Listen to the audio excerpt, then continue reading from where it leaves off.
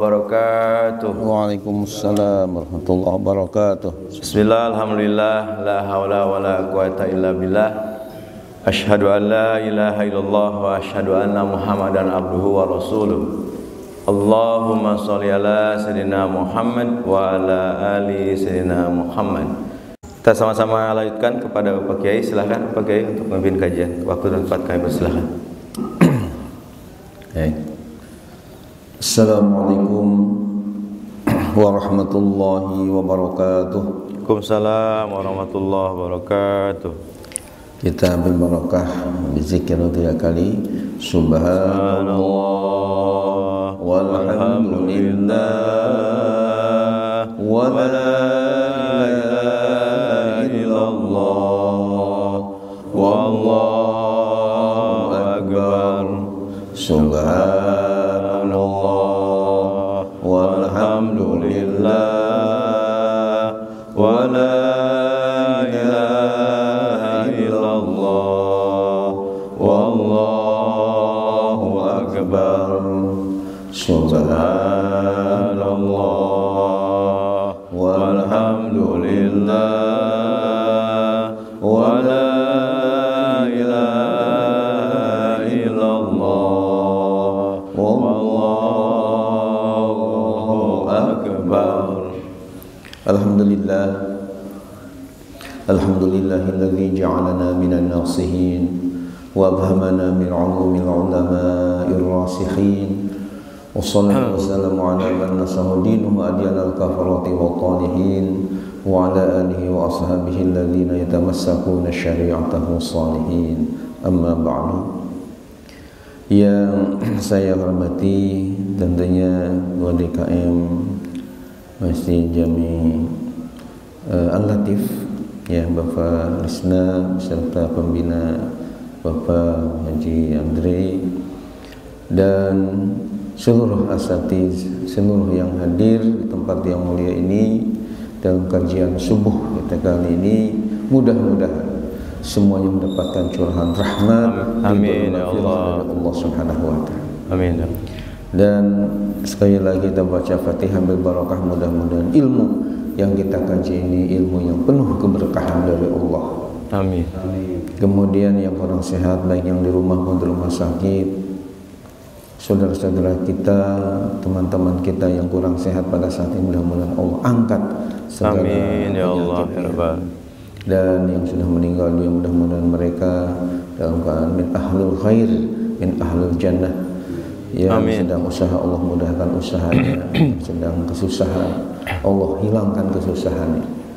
Yang sedang kesulitan juga mudah-mudahan Allah angkat kesulitan.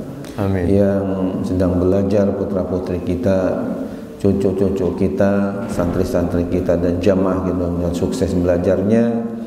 Yang sedang berjuang dengan Allah, khususnya untuk masjidnya, madrasahnya, pondok pesantrennya, mudah-mudahan perjuangan ini dimudahkan oleh Allah. Amin ya Allah. Juga COVID-19 mudah-mudahan segera disirnakan oleh Allah dengan sempurna. Amin ya Allah ya Allah. Bi barakati umil Quran. Al-Fatihah. A'udzubillahi minasyaitonir rajim. Bismillahirrahmanirrahim. Alhamdulillahirabbil alamin arrahmanir rahim maliki yaumiddin. Iyyaka na'budu wa iyyaka nasta'in ihdinas siratal ladzina an'amta 'alaihim ghairil maghdubi alaihim waladdallin. Amin ya Allah ya Rabbal alamin.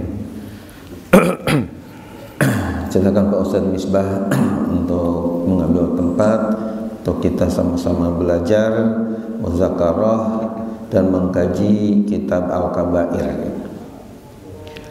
Bapak dan hadirin yang muliakan Allah Subhanahu wa taala, kajian kita pada ba'da subuh kali ini adalah temanya ya Al-Kabiratus Sadisata Asyarah, Syahadatuz Zur.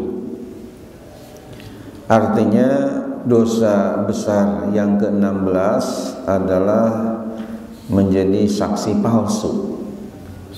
Ya, biasanya di pengadilan untuk menentukan hukuman kepada terdakwa kita, apakah hukumannya berat atau hukumannya ringan, apakah dibebaskan, ini biasanya ada hubungan erat dengan saksi.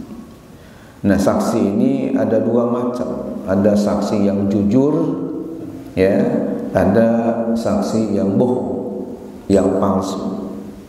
Kalau yang jujur ya tentu dapat pahala. Kenapa? Karena dia jujur. Rasulullah SAW bersabda, "Alaikum bisidqi fa inna sidqa yahdi ilal birri wa innal birra yahdi ilal jannah." Mesti kalian berbuat jujur, karena kejujuran itu mendorong orang untuk berbuat kebaikan, dan perbuatan kebaikan mendorong orang masuk ke dalam surga. Amin.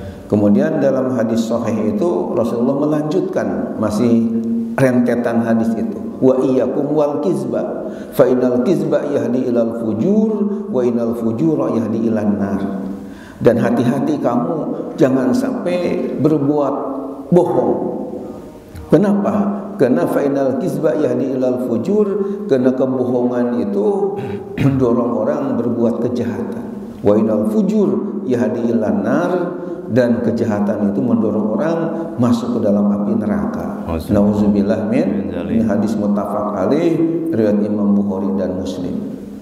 Nah, dalam kajian kita pada subuh kali ini temanya adalah dosa besar yang ke-16, syahadatul zur, menjadi saksi palsu. Bukannya dia jujur mengatakan apa adanya, tapi karena mungkin karena dikasih amplop atau istilahnya apa ya, sesuatu lah, sehingga ada ungkapan imanuhum fi amplopihim, ya, iman mereka ada di amplopnya. Bagaimana kalau dikasih amplop goyah? Nah, ini persaksian tidak jujur, tidak apa adanya, karena ada sesuatu hal tadi, ya, masuk angin dan sebagainya. Ini masuk ke dalam kategori dosa besar. Dosa besar dari kurang lebih 70 macam itu, urutannya di sini ke-16. Ya. Mari kita bahas. Qala Allah Ta'ala berfirman, A'udzubillahi minasyaitonir rajim. Bismillahirrahmanirrahim. Walladzina la yashhaduna zur. Ini sudah dikasih tanda, ya, ini surat apa, ayat berapa, mudah sekali untuk mengetahuinya. Karena angka 4 ada di bawah. Coba surat apa ini? Al-Furqan. Surah Al-Furqan ayatnya 72. Ya, pada pinter semua nih orang. Ya, masjid warga Masjid Al-Latif ini. Ya, karena sudah dikasih tahu, ya, artinya ada di sini. Surah Al-Furqan ayat 72. Ini ayat ini ada hubungan dengan ayat sebelumnya, yaitu Allah berfirman, wa ibadur rahmanil ladzina yamshuna 'alal ardi hauna wa idza khatabahumul jahiluna qalu salama. Jadi sedang menceritakan ibadur rahman, yakni hamba-hamba Allah yang Maha Pengasih. Di antara ciri-ciri hamba Allah itu yang betul-betul mengabdi hidupnya kepada Allah, bukan abdul butun, bukan hamba perut, bukan abdul faraj, ya, bukan abdul pulus, hamba uang, akan tapi ibadur rahman, hambanya Allah. Di antara cirinya walladzina la yashhaduna zur. Ya, jadi kalau la yashhaduna zur, tanda hamba Allah yang mulia, yang baik, berarti selalu jujur ketika misalnya diminta menjadi saksi, tidak berbuat dusta, tidak palsu. Ini ayat yang pertama. Jadi walladzina la yashhaduna zur, di antara tanda hamba-hamba Allah yang mulia, yang baik adalah dia tidak menjadi saksi yang palsu. Berarti ketika jadi saksi itu yang tidak palsu, ya tidak bohong, tidak dusta. Kemudian wafil asar, dan di dalam asar dikatakan, ya, diriwayatkan adalat syahadatu zuri bil isyraki billah, sebanding, ya, kesaksian palsu itu bil isyraki billah, dengan musyrik kepada Allah Subhanahu wa taala. Artinya begitu beratnya dosa orang yang menjadi saksi tapi saksi palsu. Sehingga di sini dikemukakan bagai ya sebanding dengan musyrik kepada Allah Subhanahu wa taala yang tentunya sangat berat sekali dosa. Qala Allah Ta'ala berfirman, fajtanibur rijsa minal awthani wajtanibu qawlaz zur. Ini firman Allah dalam Al-Qur'an. Coba ditebak surat apa? Surat Al-Hajj. Al-Hajj ayat 30. Pinter-pinter juga nih ya. Karena ada di sini ya. Jadi artinya apa? Fajtanibu rijsa, maka hendaklah kalian menjauhi hal-hal yang kotor, yang tidak baik, minal awsan, yaitu berhala-berhala. Disebutnya minnya di sini min lil bayan, untuk memperjelas yang kurang jelas. Di dalam Alfiyah di antara makna min lil bayan dijelaskan ba'id wa bayyin wa btadi fil amkinah bimin wa qad ta'ti libadil azminah wa zida fi nabiyyin wa shibhi fajar nakiratan kama libagin min mafar. Ya. Jadi bayin di sini ada makna lil bayan. Karena ketika Allah berfirman fajtanibu rijsa, jauhilah oleh kalian yang kotor, yang tidak baik, berupa apa? Ya, minal ausan, yaitu daripada berhala-berhala, penyembahan-penyembahan kepada berhala, arca-arca, tapekong-tapekong, itu adalah sesuatu yang jelek, ya, yang buruk, harusnya dijauhi. Wajtanibu qaulazur, dan jauhi pula oleh kalian qaulazuri, ucapan yang palsu, ucapan yang dusta, ucapan yang tidak benar. Ini oleh pengarang kitab Al-Kabair ini, Syekh namanya Syamsuddin Az-Zahabi, dikemukakan ayat ini karena ada hubungan erat dengan tema yakni syahadatuz zur tadi. Jadi oleh Allah difirmankan tadi wajtanibu qaulaz zur, hendaklah kalian menjauh ucapan yang dusta, ucapan yang tidak benar, atau istilahnya ucapan palsu. Kemudian kita lanjutkan, wa fil hadis sabiti, dan di dalam sebuah hadis yang kuat, ya, sabit itu artinya yang kokoh, yang kuat, yang mantap. La tazulu qadama syahidin, la tazulu qadama syahidi zuri yaumal qiyamah hatta tajibalahun nar. Artinya tidaklah bisa melangkah qadama syahidi zur, dua telapak kaki yang menjadi saksi palsu, yaumal qiyamati, pada hari kiamat, hatta tajibalahu nar, sehingga wajib baginya masuk neraka. Ini hadis ada angka 1 di bawah rawahu Ibnu Majah, ya, hadis riwayat Imam Ibnu Majah. Artinya dalam hadis ini Rasulullah mengancam, ya, ancaman yang keras bagi orang yang menjadi saksi palsu. Di akhiratnya kelak dia akan diazab dengan masuk api neraka. Nauzubillah min zalik. Qultu, saya berkata. Maksudnya saya di sini tentu bukan Ahmad Dimyati Badruzzaman from Bedahan, ya, Sawangan Depok. Bukan saya, tapi di sini tentu pengarang, ya, pengarang kitab ini, Syekh namanya Syamsuddin Az-Zahabi berkata. Artinya berkata dalam memberikan penjelasan. Kata beliau, syahidu zuri qadir takaba azaiman.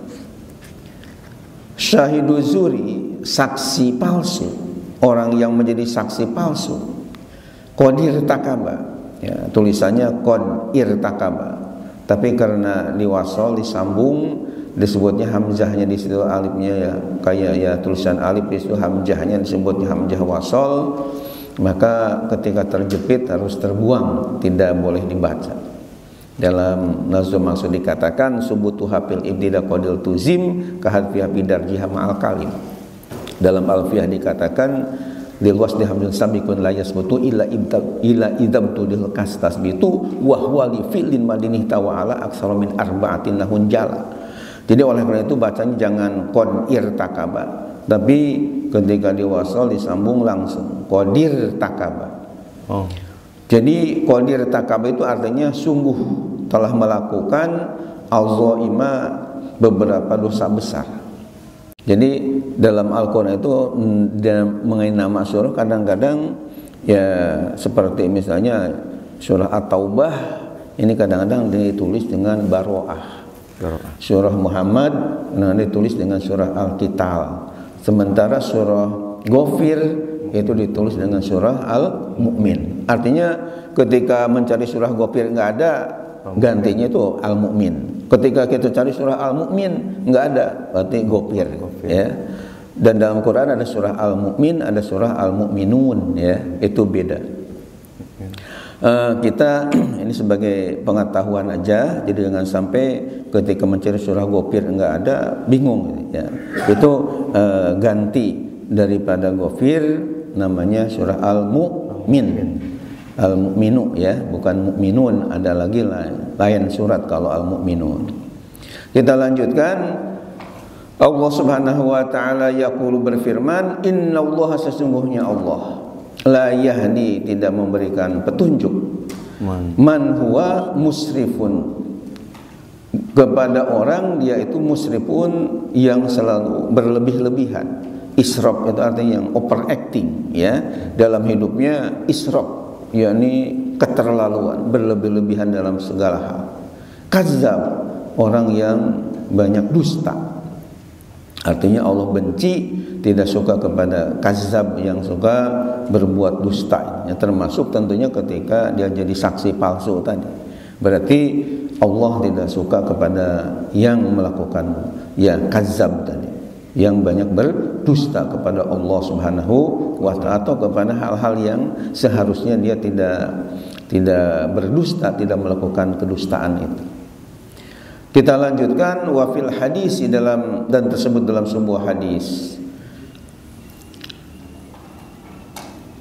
Yutbi'ul mu'min ala kulli syai'in laisal khiyanah wal kaziba. Artinya akan dicap ya seorang mukmin atas segala sesuatunya. Tentu hal yang positif. Tapi laisal khiyanah wal kaziba, bukan mukmin yang suka berkhianat dan suka berdusta. Kalau yang khianat dusta ini adalah tentu dibenci oleh Rasulullah sallallahu alaihi wasallam. Wasaniha, dan yang keduanya, kedua dari tadi kan qadir takaba al-zaima, telah melakukan dosa-dosa besar. Ya, salah satunya sudah disebutkan al-kizbu wal ibtira tadi, bohong dan mengada-ada. Sekarang yang keduanya apa? Annahu zalamal ladzi syahida alaihi. Sebagai saksi palsu dikatakan dia telah melakukan dosa besar karena dia annahu, bahwasanya dia zalama, telah menzolimi alladzi syahida alaih, orang yang ya bersaksi atasnya. Di dalam bahasa Arab itu ada syahida alaih, nanti di bawah ada syahida lahu. Ya, nanti ada syahida alaih, ada syahida lahu. Bedanya kalau syahida alaih itu artinya yang orang yang disaksikannya yang menjadikan dia misalnya mendapatkan justru kerugian.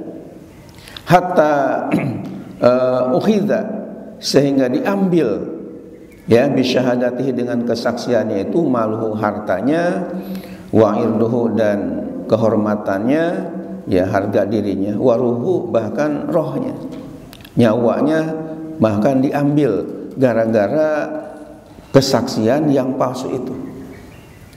Ya, jadi kesalahan atau dosa yang kedua, dosa besar yang kedua bagi si saksi palsu ini, itu akan membahayakan kepada orang yang disaksikannya. Katakanlah misalnya terdakwa ini seharusnya dia itu katakannya bebas, seharusnya dia itu lepas dari segala tuntutan. Tapi karena si saksi palsu ini misalnya kena dikasih amplop dan sebagainya, artinya dikatakan yang tidak-tidak. Akhirnya apa? Akhirnya gara-gara kesaksian palsu tadi, uhidza maluhu, mungkin hartanya diambil, katakanlah harus denda sekian, harus bayar sekian juta. Kemudian juga wa'irduhu, harga dirinya menjadi hancur karena dikatakan salah padahal tidak. Bahkan waruhu bisa-bisa dibunuh ya, atau ya dikisos, dibunuh gara-gara kesaksian orang yang menyaksikan palsu ini. Itu bahayanya ketika seseorang tidak jujur dalam kesaksian. Wasalisuha, kemudian dosa besar yang ketiga yang diterima yang menimpa kepada si saksi palsu ini, annahu zolamal ladzi syahida lahu. Ini juga sungguh dia zalama telah menzolimi alladzi syahidalah yang dia saksikan dengan menguntungkan. Tadi saya katakan dalam bahasa Arab itu ada syahida alaih, kemudian ada syahidah lahu. Bedanya kalau ala itu lil madarat, kalau lam itu lil manfaah. Jadi maksudnya keterangan ini, si saksi palsu ini telah menzolimi kepada yang disaksikan, yang memberatkan, karena bisa-bisa hartanya menjadi habis, kehormatannya rusak, ditambah lagi bisa-bisa terbunuh ya gara-gara saksi yang palsu ini. Nah, bagaimana kepada orang yang katakanlah misalnya yang diuntungkan oleh dia karena dikasih amplop akhirnya diuntungkan. Ini juga tetap si saksi palsu ini mendapat dosa juga. Kenapa? Bi ansaqo ilahil malul haram. Ya, fa'akhadahu bi syahadatihi wa wajabat lahu nar. Karena dengan kesaksian palsu tadi memang menurut sepintas kayaknya diuntungkan, tapi kan berarti saqo ilahil malul haram, seolah-olah menggiring kepadanya untuk memakan harta yang haram. Karena ketika ini dirampas harus diserahkan kepada yang diuntungkan, itu berarti seolah-olah mengambil harta orang supaya nanti memakan harta yang haram. Ya, fa'akhadahu bi syahadatihi, maka mengambilnya dengan sebab kesaksiannya itu. Bahwa wajabat lahu nar, yang akhirnya yang memakan harta yang tidak halal tadi wajiblah baginya an-naru, masuk neraka. Nah, ini jadi merugikan kepada dua belah pihak. Kepada yang dirugikan terdakwa sudah rugi, kepada ini juga rugi karena nanti di akhiratnya akan nyungsep di api neraka gara-gara kesaksian yang palsu ini. Qala Nabi sallallahu alaihi wasallam, Nabi kita Muhammad sallallahu alaihi wasallam bersabda, man qadaitu lahu min mali akhi bi ghairi haqqin la ya'khudhu. Man qadaitulah, barang siapa yang telah aku putuskan ya kepadanya min mali akhi, dari harta saudaranya, bi ghairi haqqin, tanpa hak, la ya'khudhu, tidak boleh mengambil kepada harta itu. Fa innama aqta'u lahu qit'atan minanar, sungguh aku telah mematahkan lahu baginya suatu ya bagian minanar, dari api neraka. Jadi maksudnya kalau ada orang memberi keputusan hukum yang mengambil dari harta saudaranya tanpa hak, ya katakanlah misalnya kepalsuan tadi, akhirnya terambil harta orang lain tanpa hak, ya artinya tidak benar, padahal harusnya tidak diambil, malah diambil hartanya, diserahkan kepada seseorang yang lain yang bukan haknya. Itu hendaknya kata Nabi jangan diambil, karena kan hartanya enggak baik, bukan harta yang halal. Seolah-olah si harta tadi sekit'ah itu artinya sepotong minanar dari api neraka, sehingga ketika hartanya dimakan juga digunakan sama dengan makan ya api neraka. Nauzubillah min dzalik. Kita dikit lagi kita lanjutkan warabi'uha, keempatnya ya gara-gara saksi palsu ini, dosa yang keempatnya annahu abaha ma haramallah, wa asamahu minal mal wad dam wal ir. Annahu bahwasanya dia si saksi palsu tadi abaha berarti telah membolehkan ma haramallah sesuatu yang Allah telah haramkan. Ya, kan melakukan tidak jujur tadi haram, ini seolah-olah dia membolehkan. Wa asamahu minal mal, dan sesuatu yang Allah jaga daripada harta, wadama dan darah. Darah itu kaitan dengan pembunuhan. Wal irda, dan wal irda itu artinya dan harga diri seseorang. Itu berarti sudah merusak sehingga Allah Subhanahu wa taala haramkan, dan itu dosa yang sampai keempat kalinya. Wa qala sallallahu alaihi wasallam, dan Nabi kita Muhammad sallallahu alaihi wasallam telah bersabda, kullul muslimi alal muslimi haramun maluhu wa damuhu wa irduhu. Artinya kullul muslimi, setiap umat Islam, alal muslimi atas umat Islam yang lain, haramun haram. Haram apanya? Maluhu, mengambil hartanya, ya, tanpa hak tentunya. Wa damuhu, dan darahnya, maksudnya membunuhnya. Wa irduhu, dan merusak kehormatannya, harga diri. Ini juga diharamkan dalam agama Islam. Ya, angka 5 ini rawahu Muslim, artinya hadis ini sahih riwayat Imam Muslim. Satu hadis lagi yang terakhir adalah wa qala sallallahu alaihi wasallam, dan Rasulullah SAW telah bersabda, ala unabiyukum bi akbaril kabair. Kalau bahasa kitanya ya, bahasa orang Depoknya, orang Indonesianya, karena ini sabda Nabi ya, bahasanya bahasa Arab. Kata beliau, ala unabiyukum, tidakkah kalian mau aku beritakan kepada kalian?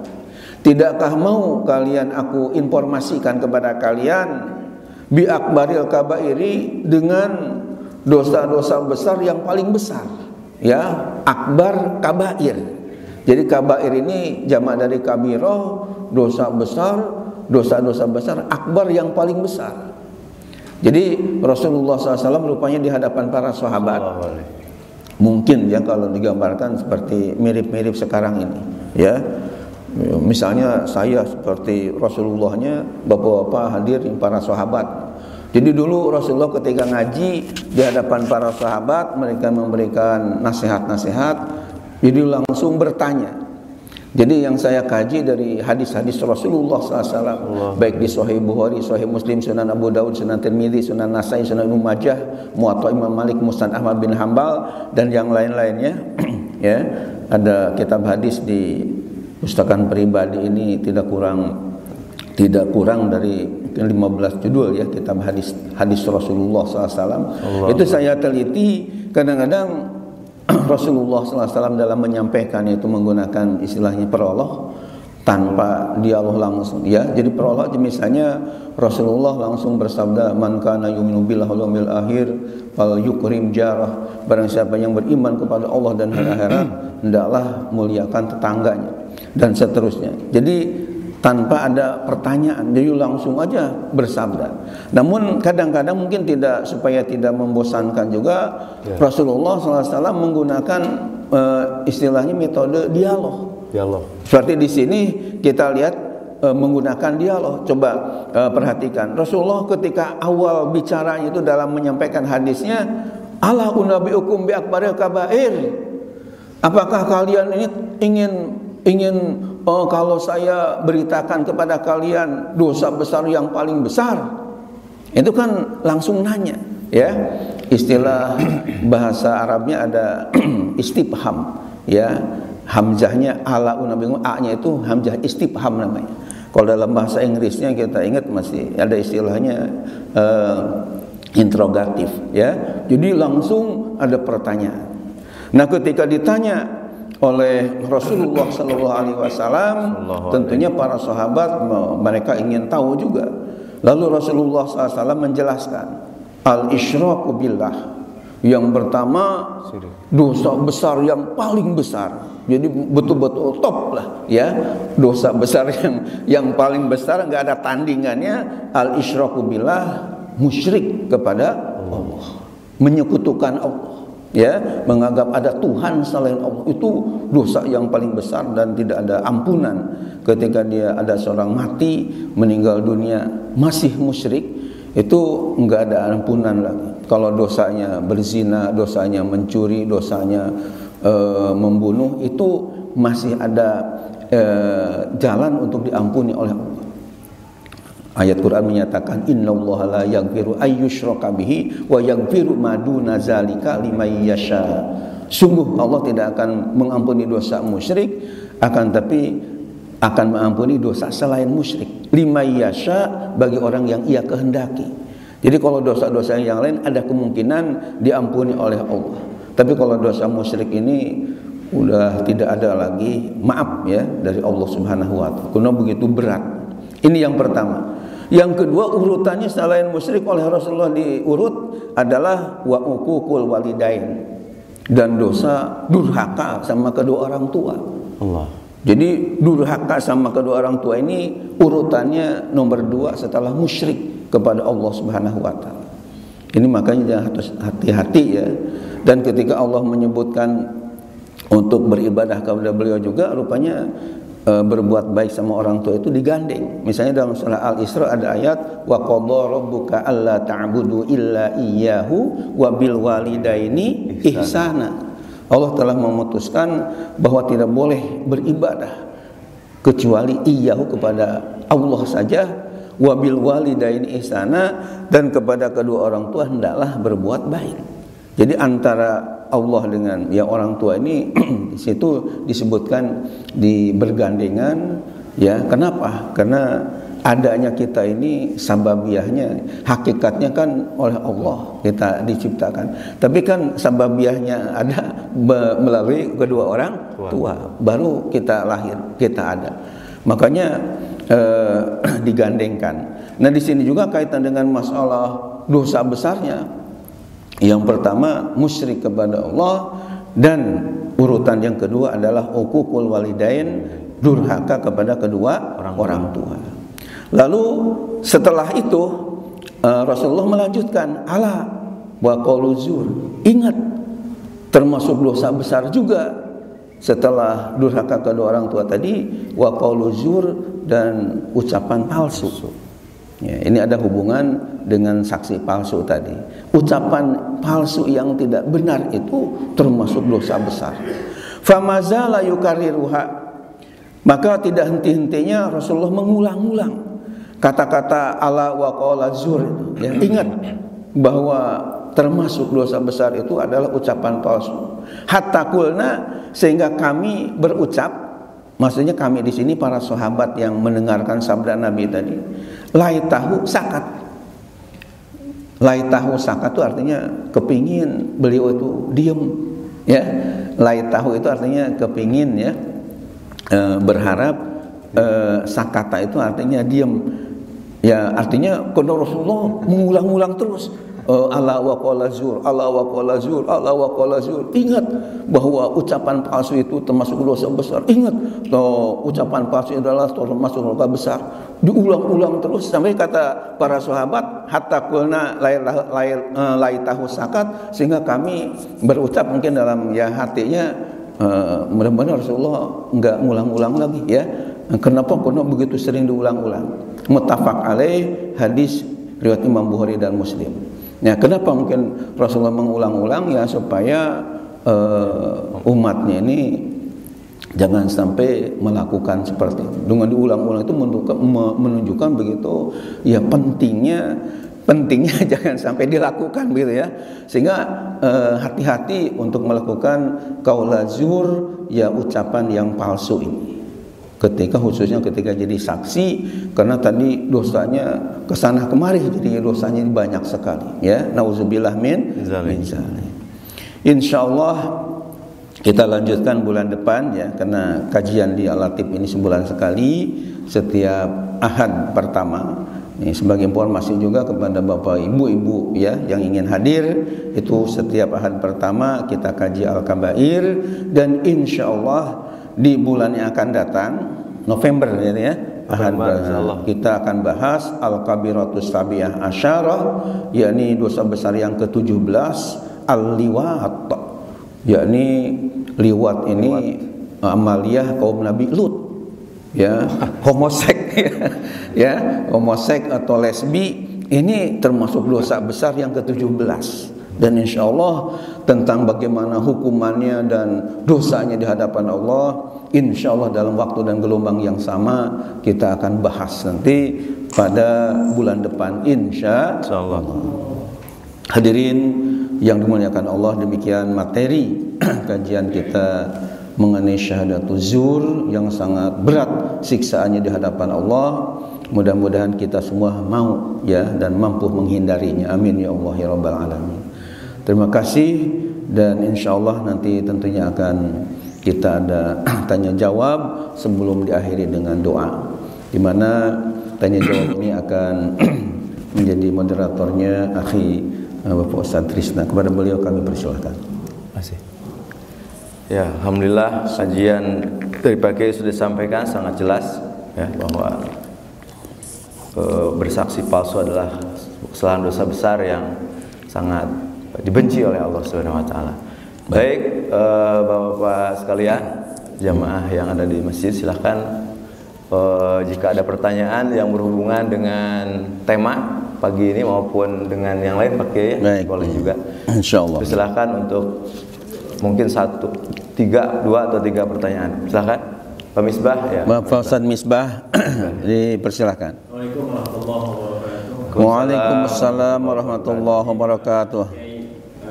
Keluarga ini salah satu yang kena korban saksi palsu ini. Pernah. Nah, dari kami ini seharusnya bersikap seperti apa terhadap si saksi palsu ini dan si pelaku di pengadilan, seharusnya seperti apa?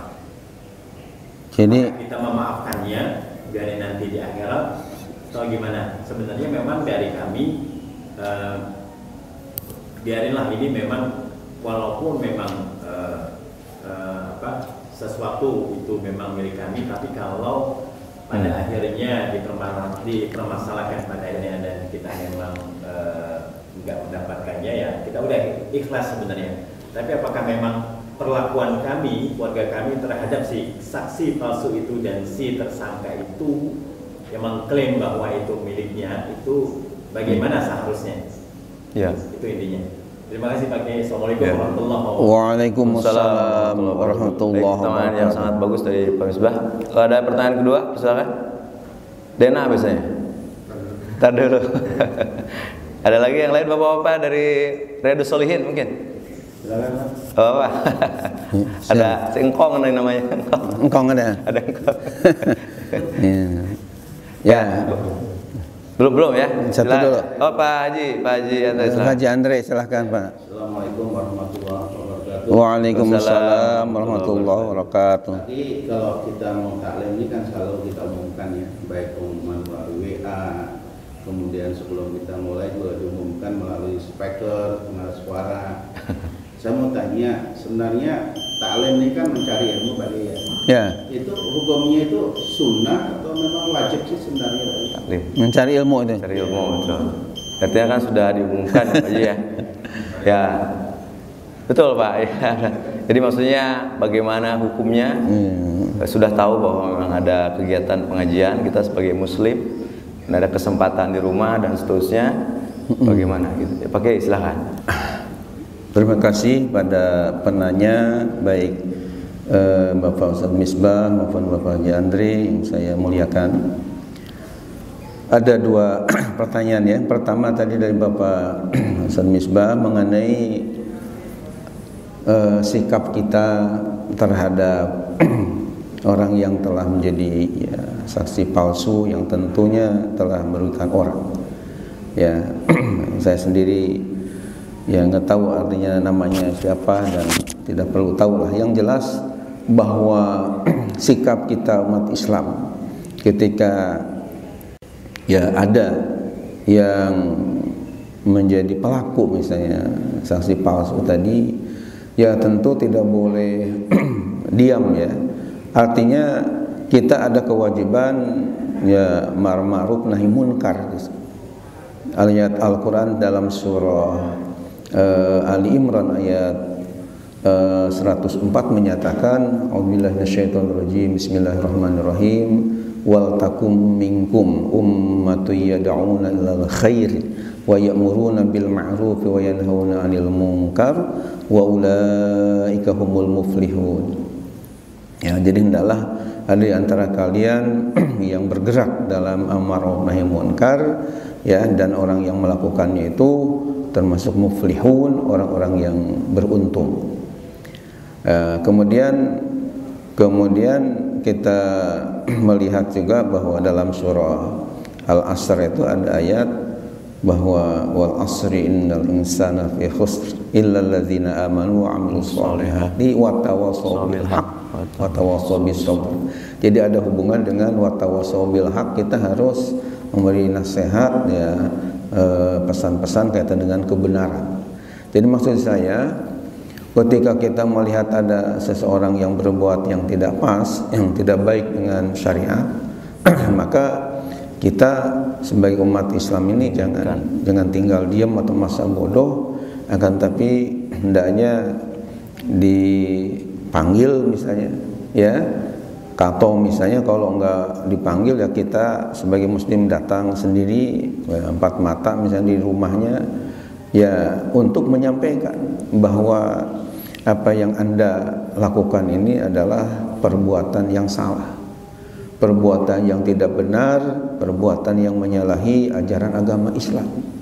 Ya, kamu harus tobat, ya, dan jangan diulangi lagi. Ya, seperti antara lain seperti itu kata-katanya, sehingga dia sadar bahwa apa yang dilakukannya itu salah. Dan di situ kita bebas dari kewajiban untuk memberi nasihat dan amar nahi munkar tadi, ya. Tapi kalau kita diam aja, jadi kan dia mungkin tidak merasa bersalah, apalagi sifat manusia suka lupa, ya. Maka kita ingatkan, ya, ada pepatah, ya, ada Imam Abu Ali itu mengatakan, ya, man sakata anil haq bahwa syaitanun ahras. Barang siapa yang diam aja untuk bicara yang benar padahal mampu untuk kita bicara, ya sama aja dengan setan yang bisu. Jadi oleh karena itu, supaya kita enggak jadi setan yang bisu, ya apakah dipanggil atau datang kita ke tempatnya untuk memberikan penjelasan bahwa Anda ini telah melakukan yang tidak benar, ya, segera bertobatlah kepada Allah supaya tidak diazab di akhirat, ya, dan jangan sampai diulangi lagi karena merugikan. Pokoknya seperti di Al-Kabair lah tadi dikemukakan intisari. Insya Allah kita dapat pahala karena sudah amar ma'ruf nahi munkar di situ, dan kita lepas dari dosa di hadapan Allah Subhanahu wa taala. Itu masukan dari saya berkaitan dengan pertanyaan yang pertama. Kemudian mengenai pertanyaan yang kedua dari Bapak Haji Andre yang saya hormati, ya, beliau menanyakan atau mengungkapkan tadi bahwa, ya, pengajian khususnya di Masjid Al-Latif ini, beliau katakan sudah diinformasikan, bahkan, ya, saya baca sendiri di YouTube kan bahwa ada pengajian tanggal sekian sekarang, yang intinya informasi yang bagus, mengajak supaya datang ke Masjid Al-Latif ini. Tapi mungkin, ya, kenyataannya banyak yang tidak datang, sehingga pertanyaan beliau sebenarnya hukum, ya, pengajian seperti ini apakah hanya sunat atau merupakan wajib gitu, ya, fardu yang tidak boleh tidak. Ya, jawabannya jelas ini hukumnya wajib, hukumnya, ya, istilahnya dosa ketika ditinggal. Kenapa? Karena ini tentunya berdasarkan hadis Nabi kita Muhammad SAW yang menyatakan talabul ilmi fardhatun, ya, ala kulli muslimin. Jadi mencari ilmu ini adalah hukumnya wajib atas setiap umat Islam, baik laki-laki maupun perempuan, tidak ada bedanya tentang kewajiban untuk mencari ilmu ini, ya. Bahkan Pak Haji Andre, kitab yang kita kaji ini, Al-Kabair, ini dikategorikan oleh ulama ke dalam istilahnya kajian akhlak, atau istilah lain ke kajian tasawuf ya. Karena untuk membersihkan diri kita dari bohong, dari riya, dari takabur, itu kan ada hubungan dengan katakan bahwa ada 3 ilmu yang merupakan fardu ain. Jadi ada yang fardu kifayah, ada fardu ain. Fardu ain itu artinya sesuatu kewajiban yang tidak bisa dibadali oleh orang lain. Kalau sholat jenazah kan namanya ya fardu kifayah. Ketika yang lain melakukan, kita enggak. Ya kita enggak dosa, cuman enggak dapat pahala. Tapi enggak dosa karena yang lain ada yang melakukan, itu namanya fardu kifayah. Tapi kalau fardu ain itu seperti sholat fardu, tidak boleh, artinya tidak bisa diwakili orang, tetap harus masing-masing kita melakukan. Nah, ilmu yang disepakati fardu ain ini ada 3 ya, yang betul-betul penting sekali. Yang pertama ilmu tauhid, karena ada kaitan dengan kajian akidah. Yang kedua ilmu fikih, karena berkaitan dengan syariat, ibadah kita, ritual sehari-hari supaya pas bagaimana. Nah yang ketiga ilmu tasawuf atau ilmu akhlak. Ya ini Al-Kabair ini termasuk ilmu akhlak tadi, karena untuk membersihkan jiwa kita itu disepakati adalah fardu ain. Ya jadi dan ulama kenapa yang 3 ini dianggap penting, ya dikatakan saya fardu ain tadi karena mengambil dalil dari hadis sahih ya. Hadis sahih ketika malaikat Jibril datang kepada Nabi bertanya, ini ternyata yang ditanyakannya mal iman, apa itu iman? Rasulullah menjelaskan yang 6 macam itu. Nah iman ini menyangkut masalah berarti tauhid, akidah. Kemudian malaikat Jibril kan nanya lagi, wa mal Islam, apa itu Islam? Rasulullah dengan 5 macam disebutkan. Ini berarti Islam ini kaitan dengan syariat, fikih dan. Kemudian ketika yang ketiganya tanya wa mal ihsan, apa itu ihsan? Rasulullah menjawab, anta'budallah ka'annaka tarah fa illam takun tarah fa innahu yarak. Ihsan itu artinya anta'budallaha ka'annaka tarah. Kamu harus beribadah kepada Allah seolah-olah kamu melihat Allah. Fa in lam takun tarah, kalau seandainya kamu tidak bisa melihat Allah, fa innahu yaraka, sungguh Allah melihat kepada kamu. Nah ini diambil kesimpulan berarti ini ada kaitan dengan akhlak ya, ada kaitan dengan tasawuf tadi, membersihkan jiwa kita sehingga walaupun kita di mana-mana tetap dinilai oleh Allah, dilihat oleh Allah Subhanahu wa taala.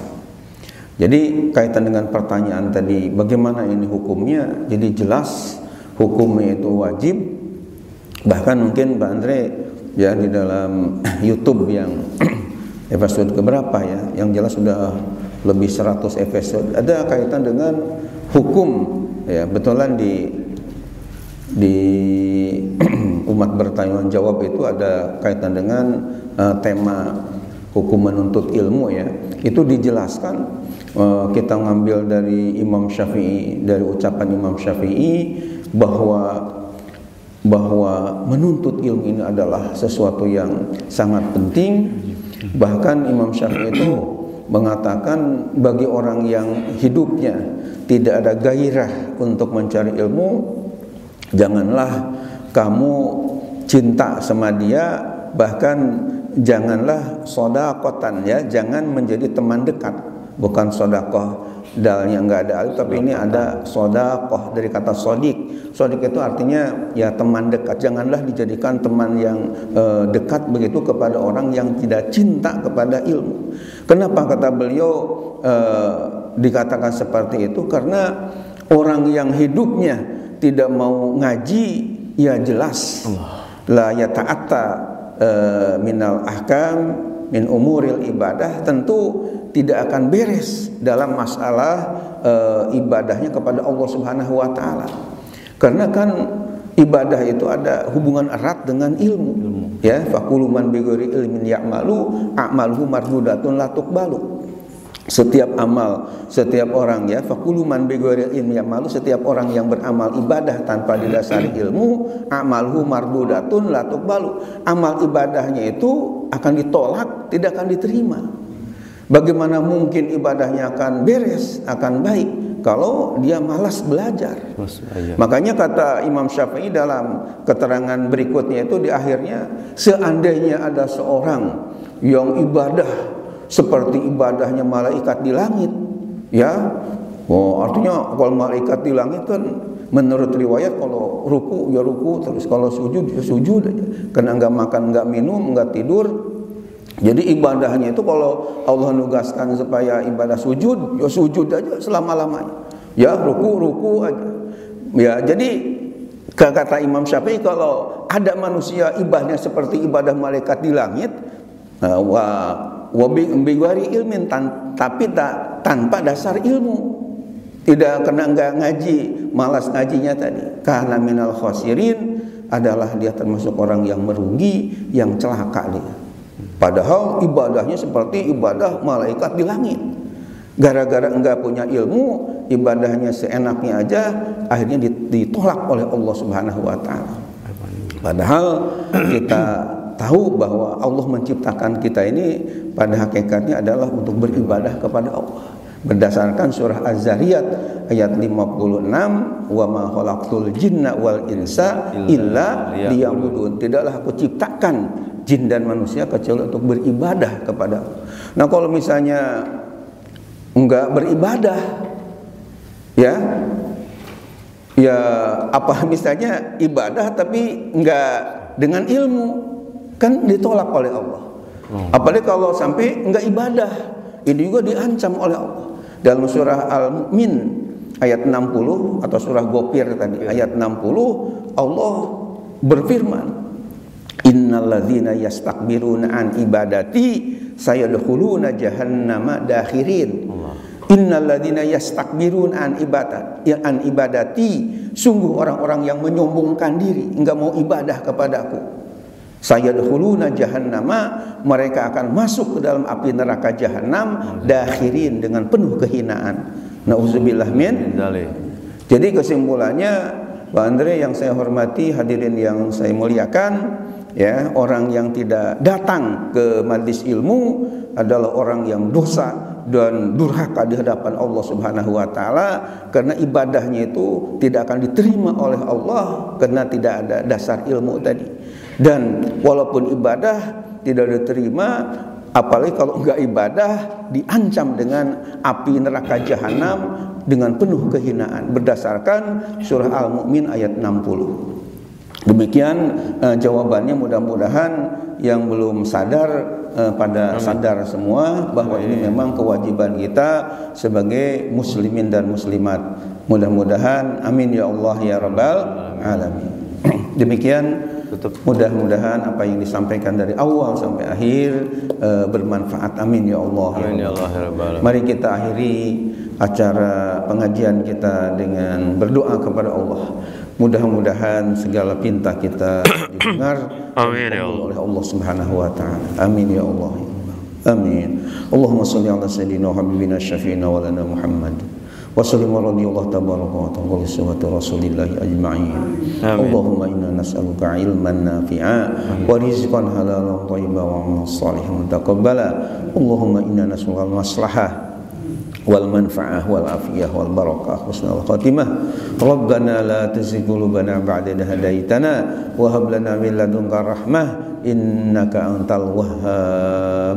Rabbana ighfir lana wa liwalidayna warhamhuma kama rabbayana shighara. Rabbana hab lana min azwajina wa dhurriyyatina qurrata a'yun waj'alna lil muttaqina imama. Rabbana atina fid dunya hasanah wa fil akhirati hasanatan wa qina azaban nar. Wa sallallahu ala sayyidina wa sallam. Subhana rabbika rabbil izzati amma yasifun wa salamun alal mursalin walhamdulillahi rabbil alamin. Akhirnya dengan doa kafaratul majlis, subhanakallahumma wa bihamdika asyhadu an la ilaha illa anta astaghfiruka wa atubu ilaik. Alhamdulillahirabbil alamin. Maaf lahir batin. Wassalamualaikum warahmatullahi wabarakatuh. Salam. Ya, alhamdulillah kajian pagi ini sudah selesai. Mudah-mudahan Allah Subhanahu wa taala ridho dengan apa yang kita lakukan. Akhirul kalam. Assalamualaikum warahmatullahi wabarakatuh. Waalaikumsalam warahmatullahi wabarakatuh.